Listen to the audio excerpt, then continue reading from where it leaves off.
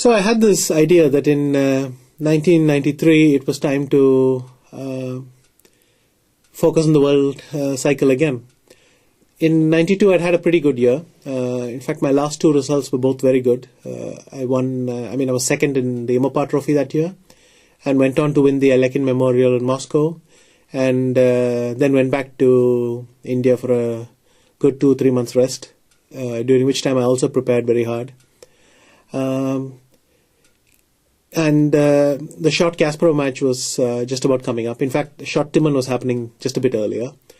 So when I arrived in for Linares, short had just finished, and we all thought it was going to be a pretty interesting year. But little did we know how interesting it was going to get, because when we arrived in Linares, we started to hear strange reports about short being on a boat, and a decision was announced and so on. And next thing you knew, there was a big split. And we were in the lobby of the Anibal Hotel when all this news came out. I, of course, went to Jan. In those days, the internet, I don't know, maybe it was still a university thing. It wasn't so universal as now. And there was no way of getting news in those days. But I think Jan had some friend of his who would fax him the necessary information and so on. And I think Campomanes eventually landed in Linares. So we started to get the gossip more and more. And it turned out that, in fact, there was a new association called the PCA, which was going to take over this match. Anyway, the first few years were a lot of fun, actually. It's simply, for most of us who were pretty agnostic about which side to take, it was just, it was good fun. The PCA organized a nice series of rapid tournaments and a qualification cycle, which was very enjoyable. The FIDE as well managed to do the same thing. So we just thought, okay, double of everything. After a while, it turned out that this was a problem. And when you have two competing federations, and maybe it can have some negative consequences as well. But the first few years were just rollicking. Just qualification tournaments and Grand Prix kept my schedule full. In Biel, I had a very scary qualifier. I was literally the last person through. And that too, on the last day, I think Barev had to draw Sveshnikov, Potish had to lose, somebody else had to lose, and so on. Like 5 or 6 results had to go well for me to become a candidate. So I'd pretty much gone up, and when I went to the hotel, I realized all of them had gone according to plan, except for Sveshnikov against Barev. So then I went to the tournament hall, watched that till 10 o'clock at night, that a Bishop versus Knight ending, and finally realized I was the last qualifier. This experience shook me so much that in the other qualifier, the PCA qualifier in Groningen, I more or less qualified. I was leading. I had 4 out of 5. I made my required score right away, and then just drew my way in. And that was a real relief for once, not to have this tension every day, while the guys above you are just cruising. And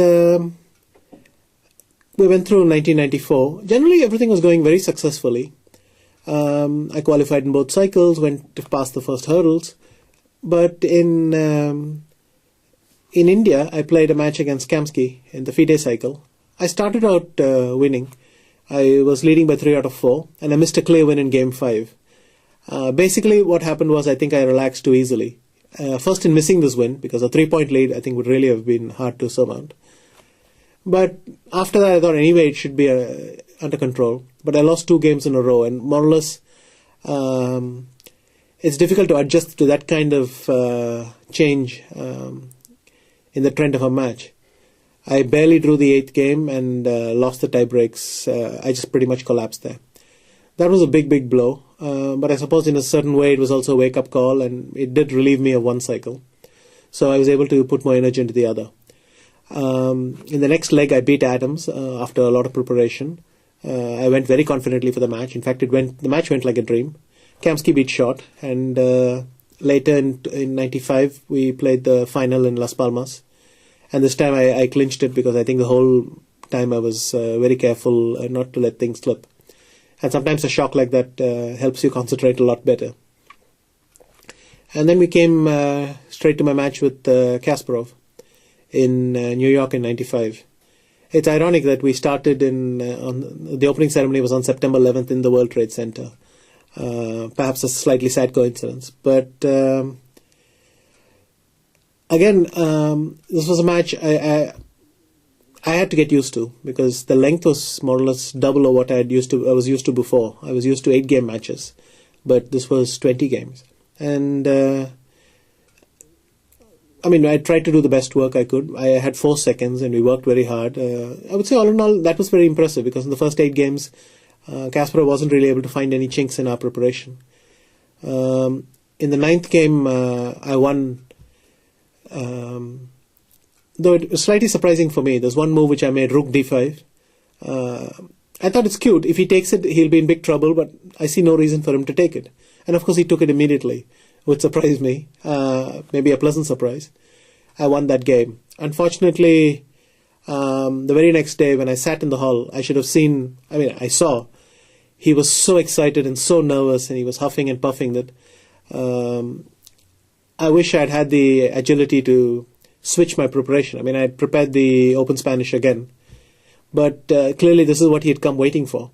And I should have switched to the center counter, which I used later. This would have had very good surprise value. There's no way he could have anticipated that. And perhaps had things stabilized a bit, then I would have been able to at least put on a much better show in the match. But I kind of went down the well-trodden path, fell right into his preparation.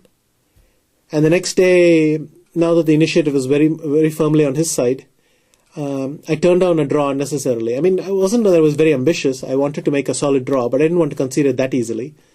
And in a slightly better position, I blundered and lost the game. And after that, the match pretty much went downhill. Matches are not only about individual games, they're also about trends. Individual games, you can always say, I could do this better, that better. But the trend was heavily in his favor. And no matter how things went, there's always this 1-point deficit to surmount, and I had no obvious way to do it. And it just went downhill from there. But at least it was a useful experience.